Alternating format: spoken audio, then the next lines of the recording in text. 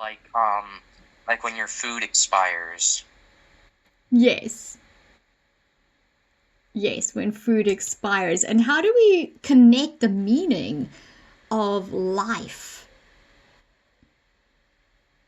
to the word Um, expire or like breath? if when you die and you start rotting, is that kind of what you're talking about?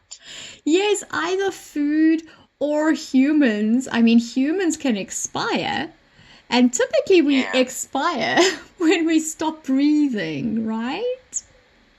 Ah, right. So ex, that's a negative prefix. So that's telling us it's going to be kind of the opposite, or the cessation, the stopping. So the stopping of life or the stopping of breath.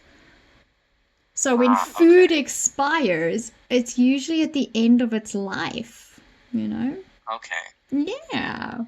Which other words can we come up with using this matrix?